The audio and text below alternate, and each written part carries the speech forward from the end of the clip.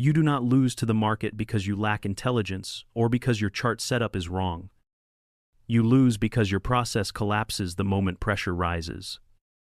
Markets expose whether your decisions are engineered or improvised. When you click buy or sell, you are stepping into an environment that punishes hesitation, rewards consistency, and records every error with perfect memory. What separates a durable trader from a frustrated one is not a secret indicator or a lucky streak. It is the way they prepare, the way they translate emotion into procedure, and the way they recover from friction without rewriting the plan, mid-flight. Think like a pilot in a cockpit, not a passenger chasing a view.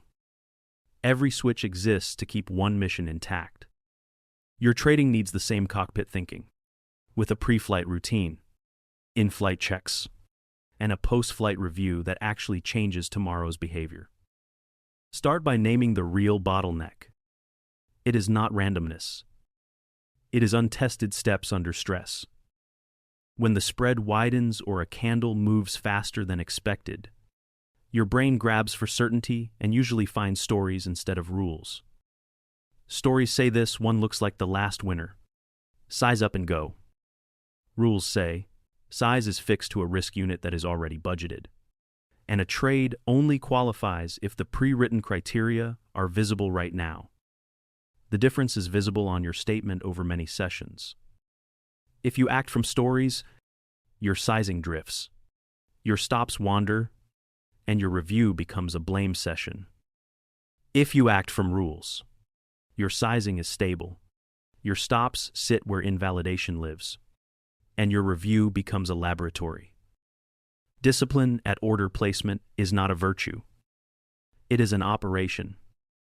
It means you push one order type tied to a single risk unit that was set before the session began. No. Second unit gets added because the candle feels strong. No early exit happens because a small pullback feels personal. You either have a signal that meets the checklist, or you do not. Patience during flat periods is not waiting while glued to the screen in pain. It is choosing a smaller number of decision points and accepting long stretches with no action because the checklist has not been satisfied. Detachment while managing open losses is not indifference. It is adherence to invalidation. When the state you defined as wrong shows up, you exit at once and record what happened. You do not negotiate with a trade that has already told you it is misaligned. You need a new frame for risk so it stops feeling like a tax on your self-worth. Treat risk as rent. You pay rent to access an opportunity set. You never pay more than the rent you budgeted for the period. When rent is due, you pay it and move on. If a trade asks for more rent than planned, you decline the lease. This alone will prevent the most destructive spiral in retail accounts, the one where a losing position quietly expands while you bargain with it. Every time you feel the urge to adjust, a stop with hope as the reason. Say it out loud in plain language. If you cannot defend the move as part of the checklist, the decision is already made for you. Close it.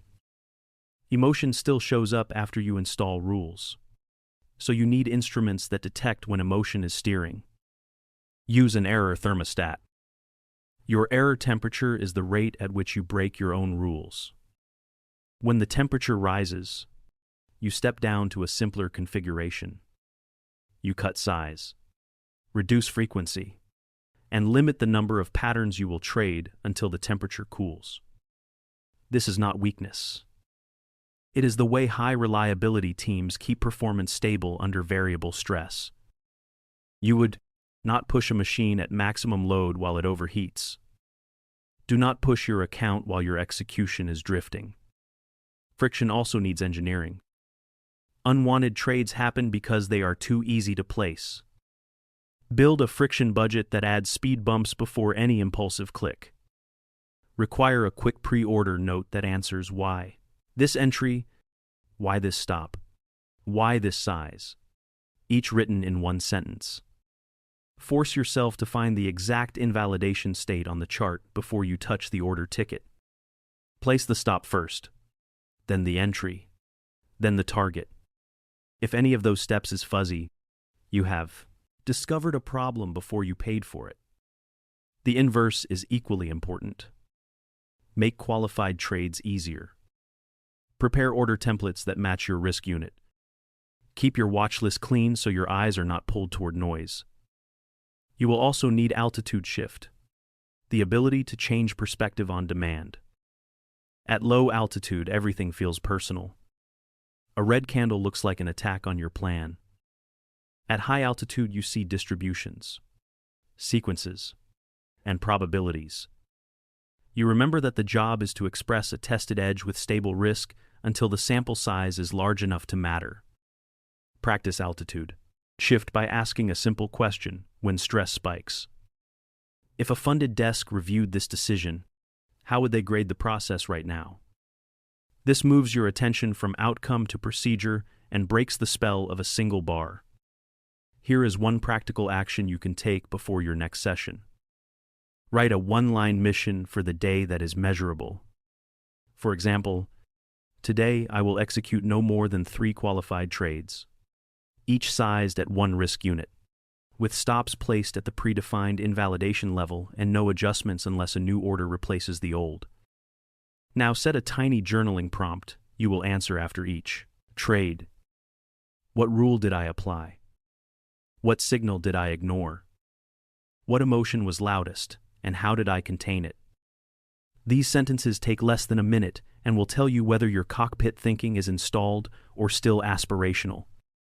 Fear is not a feeling to suppress, but a mechanism that changes your decisions in predictable ways. It shrinks your size below the risk unit you planned.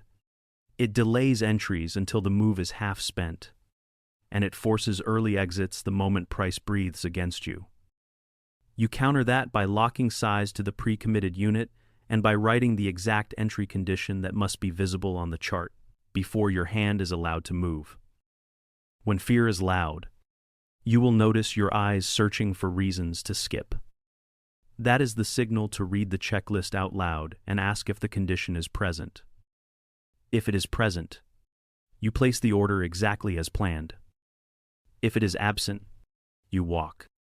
Nothing else is needed. Greed is the mirror opposite, and it widens your risk beyond the rent you budgeted. It tempts you to add to winners without a new signal, to chase a break that already lost its statistical edge, and to move targets into fantasy. You counter greed by making scale decisions, a separate trade with its own signal, and by reminding yourself that risk is rent, not tribute to a dream. The position does not earn the right to grow only because it is green. It earns that right only when a fresh setup appears within the same narrative. Overconfidence often hides inside a streak of clean trades. It pushes you to relax the definition of a valid signal because it feels like you see the market better today. It leads to taking correlated setups across pairs as if they were independent. And it makes you blind to the rising error temperature because gains cover the noise. The treatment is boring and precise. Hold correlation rules. Cap the number of concurrent positions that share a driver. And force yourself to name the exact condition that changed your edge before deviating from the standard plan. If you cannot name it in one plain sentence, you are not seeing anything new. Ego does its work after losses and after wins. After losses, it seeks revenge entries that are sized to hurt, as if punishment can reverse probability. After wins, it seeks applause through showy risk that proves you are exceptional. You disarm ego by replacing identity talk with mechanics. You do not need to be a natural. You need an error thermostat that lowers speed and complexity when rule breaks accumulate.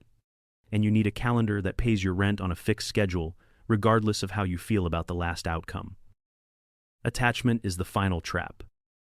It fuses your worth to a single position and makes you protect the story rather than the account. The cure is the invalidation gate. Before entry, you point at the place on the chart that proves the idea is wrong. If price touches that place, you are done. There is no speech to deliver and no negotiation to host. You obey the gate and free your attention. A strong process is not only what you do at the terminal, it is also what you make difficult before the session begins. Build small frictions around every error pattern you know. If you chase, require a 30-second cool-off where you stand up and describe what the other side of your trade believes. If you average losers, require that any ad has a newly qualified signal at a structure that reduces risk per share, never increases it. If you drift into boredom trades, set an alarm that reminds you to leave the desk for 2 minutes after 20 minutes of no signals. These frictions sound trivial until you notice how many losses started with an action that took less than 5 seconds. You are not trying to become superhuman. You are making the wrong move slower and the right move faster. That is friction budgeting in practice. Execution quality rises when you train your attention the same way you train a muscle. Most traders jump from chart to chart and call it research. Your job is different. You are performing signal-to-noise training. Decide on the exact features that define a valid setup for your method. Decide on the 3 disqualifiers that mean a pattern is present but the trade is not. Then, practice naming only those features while scanning. This rewires the habit of seeing what you want and replaces it with the habit of detecting what exists. When the mind wants drama, give it structure. Say what the higher time frame is doing. Say what the local structure is doing. And then say whether there is room to the next area where the idea would be contradicted. If you cannot say those 3 lines without hesitation, you are guessing. Guessing is fine in exploration. It is expensive in execution. There will be days when you do everything correctly and still pay rent. Accept that flat periods and drawdown droughts are part of the climate. The time and chair law still applies. Progress comes from the sample, not the single roll. When you feel urgency rising, perform an altitude shift. Pull your focus from the last candle to the last 20 sessions. Ask what would happen to a professional if they allowed one bad day to rewrite a working plan. The answer is that they would stop compounding. Your advantage is that you can refuse that rewrite. Keep your size stable, keep your gates firm, and keep your review loop honest. The account will begin to reflect the difference between drama and design. One more practical move will make tomorrow cleaner. Before the open, run a small pre-flight. State the specific patterns you will trade today and the ones you will not. State the maximum number of decisions you are allowed. State the conditions that force you to scale down, such as 2 rule breaks in a row or 3 consecutive trades that do not reach 1 risk in heat. After each trade, answer 3 journaling lines in simple language. What rule governed the entry? What invalidation closed the position or kept it alive? What emotional cue appeared and how you handled it? If you repeat these sentences long enough, they become a second voice that speaks when stress spikes. That voice will keep your hands steady when price tries to pull them off the plan. Process beats outcome because process is the only part of trading you can fully control. To make process real, convert every vague virtue into a visible action that survives pressure. Discipline at order placement becomes a sequence that never changes. You state the setup in plain words. You mark the invalidation level on the chart. You size the position to a fixed risk unit. You place the stop first, then the entry, then the target, and you do not touch any of them until a new, qualified order replaces the old. Patience during flat periods becomes a capacity limit. You cap the total number of decisions you are allowed today, and you accept that most minutes will pass without your criteria appearing. Detachment while a loss is open becomes a single decision gate. If the state that says the idea is wrong appears on the chart, you close immediately and record the exit without commentary. This translation from values to steps is what cockpit thinking looks like at the terminal. You are no longer hunting for signals with hungry eyes. You are executing a fixed choreography that takes the drama out of routine work. Now set the error thermostat so you catch drift before it becomes damage. Decide what constitutes a rule break for you. Late entry outside the plan. Early exit to avoid discomfort. Size drift above the unit. Add on without a fresh signal. Or moving a stop for hope. Track these in a small tally that lives on your desk rather than inside your memory. When you register 2 rule breaks inside a session, you step down to a simpler configuration for the remainder of the day. That means half size, fewer instruments, and a hard limit on attempts. When the error rate cools across several sessions, you can step back up. If you hit a streak of clean execution but results still sag, treat it as a drawdown drought and keep your routine stable rather than compensating with aggression. The thermostat is not about punishment. It is a stabilizer that protects your edge while your nervous system recalibrates under stress. Your friction budget is the next control surface. You want bad trades to feel heavy and qualified trades to feel light. Build 2 small rituals that add seconds when the checklist is not truly present. One is the verbal check. You must be able to say the setup, the invalidation, the target structure, and the size out loud in one breath without hesitation. If you stumble, you leave the ticket alone. The second is the one trade rehearsal. Before you click, you imagine price doing the most annoying thing it could do in the next minute and ask whether your plan survives that path. If the plan breaks under that small amount of turbulence, the trade is not ready. On the light side of the budget, create hotkeys or templates that populate order details for your standard risk unit so you are not typing under adrenaline. Keep the watch list so tight that your eyes land only on instruments that match your playbook.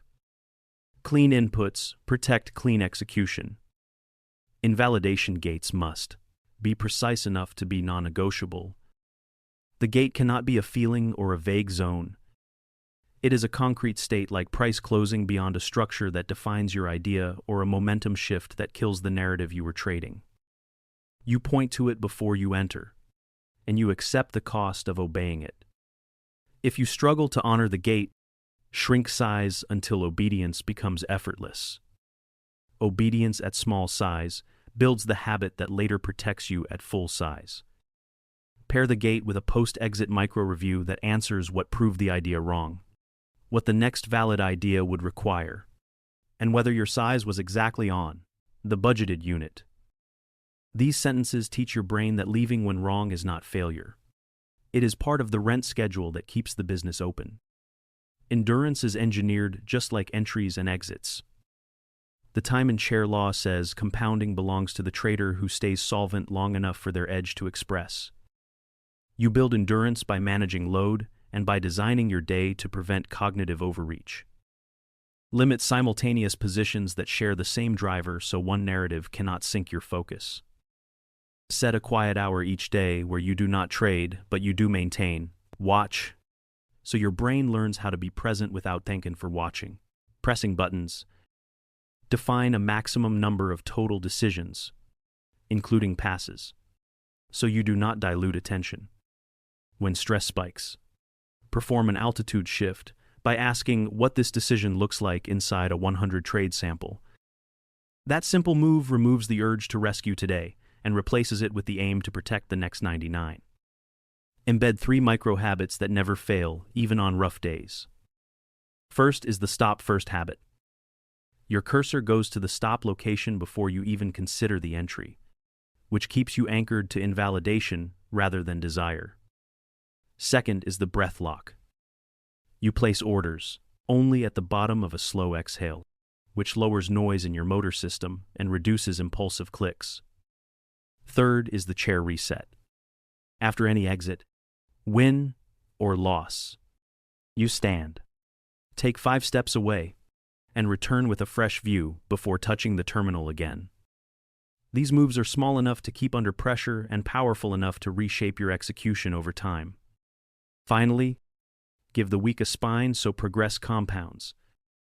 Choose a practical cadence you can keep without heroics. At the start of the week, you clarify the two patterns you will emphasize: the maximum risk per day and the conditions that trigger a defensive mode. Each day before the open, you run the same pre-flight, speak the mission for the session, and confirm correlation and calendar risks. During the session, you apply the checklist and honor the thermostat without debate. After the session, you complete a tiny debrief that logs rule breaks, maps one screenshot of a textbook setup you did or did not trade, and writes one sentence on what to do more of tomorrow. The goal is not perfection. The goal is to make your behavior predictable under conditions that used to scramble it. When your behavior becomes predictable, your equity curve will follow. Consistency is not an attitude you summon with willpower. It is the byproduct of recreating the same conditions for decision-making day after day. Start by shaping the environment, because environment shapes behavior. Keep your screen layout identical across sessions so your eyes do not waste attention on relearning where information lives. Keep your watch list small enough that you can speak out loud why each instrument is on it today. Remove colors and ornaments that pull attention toward drama. Use one or two neutral chart themes and keep them stable.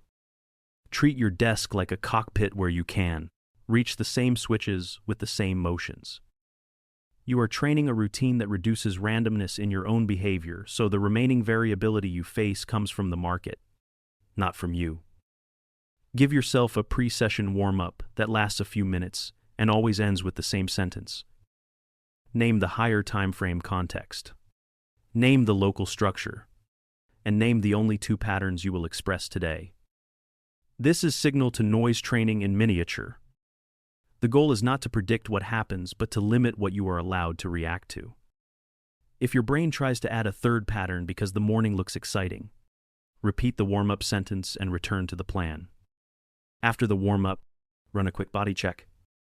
If sleep was short or stress is already elevated, convert that to a mechanical adjustment.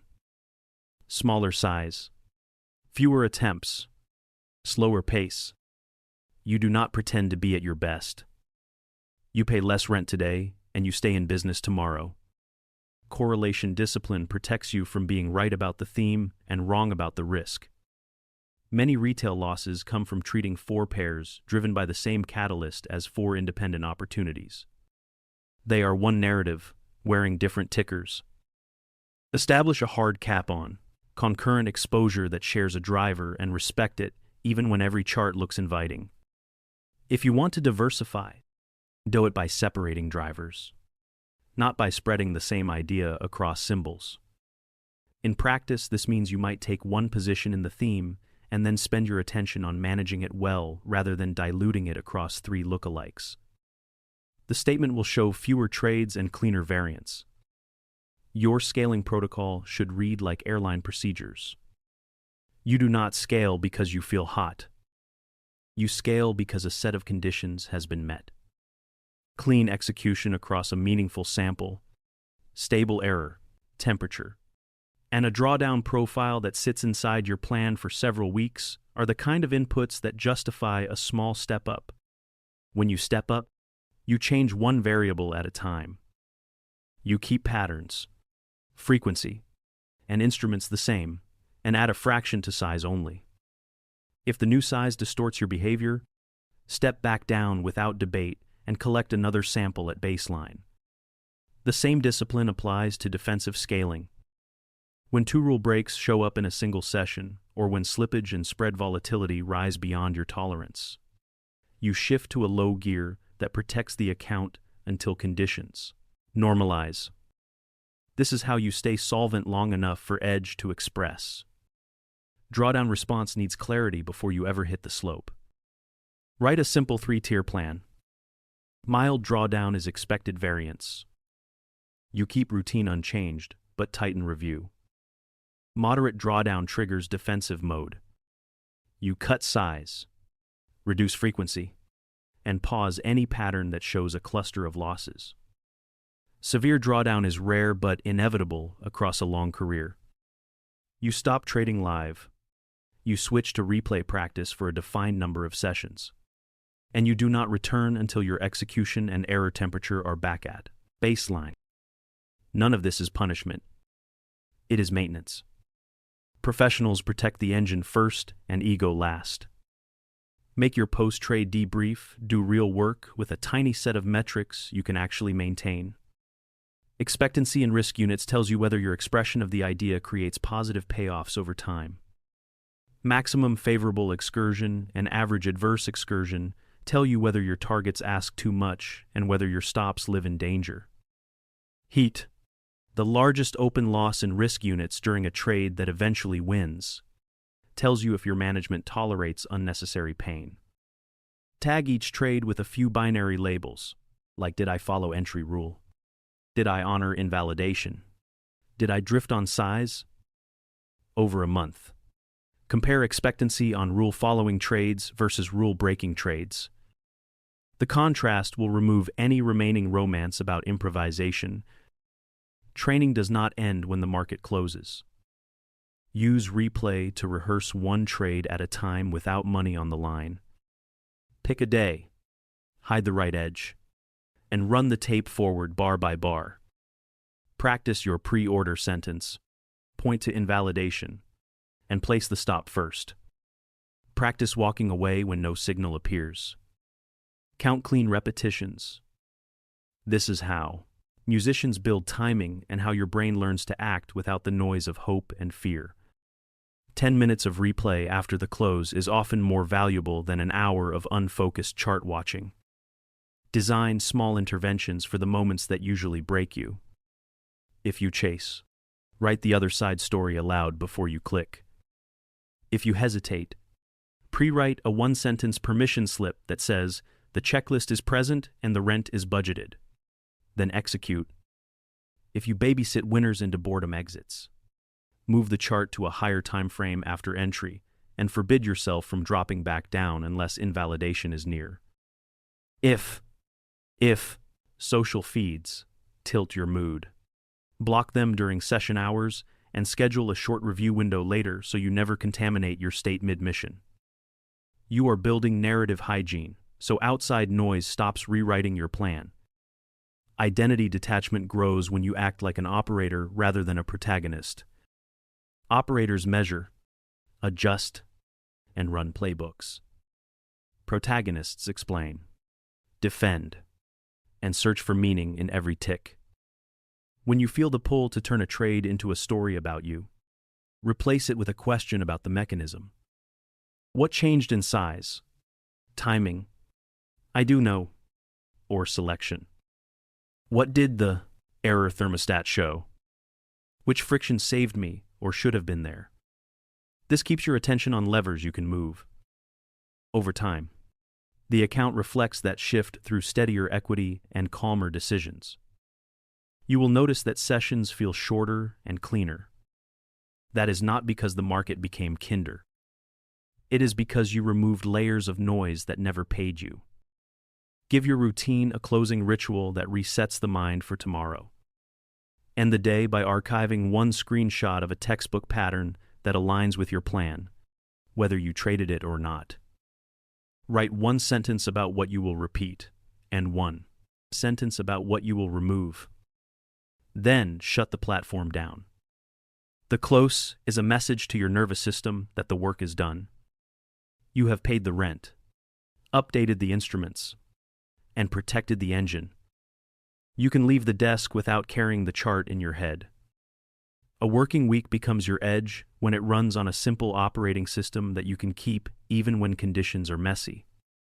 Begin before the week opens by writing a single page that defines context, priority patterns, and the maximum rent you are willing to pay to access opportunity. Context is the broad story you think the market is telling. Not a prediction, but a map of likely drivers. Priority patterns are the only ways you will express that story if it appears. The rent line converts that story into numbers so excitement never overrides budget. When the bell rings each day, you run the same short pre-flight. Speak the mission for the session and confirm whether the narrative you mapped is actually present.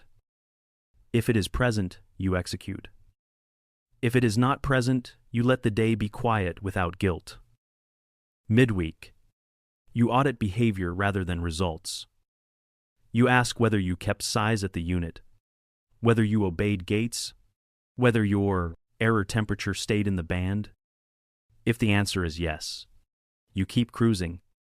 If the answer is no, you enter a defensive mode that lasts until the audit turns green again.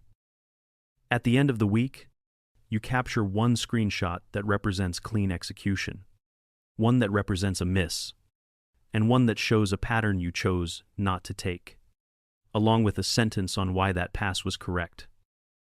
Archive them in a library that grows by 3 images per week. Over months, you will have a visual record of discipline that speaks louder than memory. Treat your playbook like software with versions. When you make a change, you log it as a new version, and you test it in an experiment slot that uses tiny size and limited frequency. You change one variable at a time so you can attribute effects. If the change survives a reasonable sample without raising the error temperature or warping your behavior, you graduate it into the core plan and retire an older rule to keep the playbook lean. If the change creates noise, you roll back calmly and note the lesson without judgment. This versioning habit removes the romance of constant tweaking and replaces it with deliberate evolution. It also teaches you that a plan can improve without your identity being at stake. Stress hardening is a practice you schedule, not a hope you carry. Run short drills that mirror the moments that used to break you. One drill is the cold start. You open the platform and do nothing for a few minutes while you talk through context, structure, and the single reason you are allowed to engage. Another drill is the alarm bell. You simulate a sudden spike in spread or a sharp move against the position, and you follow the gate you set earlier without hesitation. Then you write the one sentence that explains the exit. A third drill is loss containment. You imagine 2 quick losses to start the day, and you rehearse stepping down size, tightening selection, and finishing the session by protecting the engine instead of chasing repair. 10 minutes of drills a few times per week will make your behavior stable when the real thing arrives. Your measurement should be simple enough to maintain and sharp enough to guide change. Expectancy in risk units tells you whether the business pays after costs. Compliance rate tells you what fraction of trades respected entry, size, and exit rules. Heat shows how much open pain your winners required. Time to decision shows whether you are forcing trades or waiting for clarity. You can track these with quick tags rather than spreadsheets. Over a month, compare expectancy on compliant trades versus non-compliant ones. If the difference is large, you double down on friction that blocks the non-compliant path. If the difference is small, your rules may not yet encode a true edge, and you return to the lab with replay and tighter definitions. Keep the feedback loop short. Small changes weekly beat heroic reinventions after a bad month. Building resilience also means shaping inputs. You do not have to consume every headline to be informed. Decide on a tiny set of information sources that truly matter for your method and time horizon, and check them on a schedule outside active decision windows. During the session, your diet is the chart and your plan. If social feeds have ever pushed you into a chase, you already have your answer about whether they belong inside your day. The same principle applies to tools. Many indicators feel like help but function as noise. Keep only what your playbook uses and remove the rest. The absence of clutter is not emptiness. It is a clear runway for your best work. Rehearsal is where confidence comes from when money is on the line. Use replay to run a single pair through a month, bar by bar, with your checklist in hand. Speak the entry rule, point at invalidation, and place the stop first. If no signal shows, you practice not placing a trade. Record clean repetitions and move on. Confidence grows when you observe yourself executing without drama across many micro decisions. It also grows when you see patterns that you did not trade, and you accept that passing was the correct act because rent was not justified. This is how you convert patience from a vague ideal into a trained response. Finally, protect the business with clear circuit breakers. You define in advance the conditions that stop live trading for the day or the week. A cluster of rule breaks: volatility outside your tolerance, platform instability, or a personal state that is clearly degraded are all valid reasons to close the terminal and preserve capital. When a breaker trips, if you do not argue, you switch to review or replay and end the session with a small win that is independent of profit, such as completing a clean set of practice entries. The message to yourself is consistent. You are an operator running a process. You pay rent to access opportunity. You protect the engine first. When this becomes the culture of your work, consistency is no longer a mood. It is the natural outcome of a system that was built to withstand weather,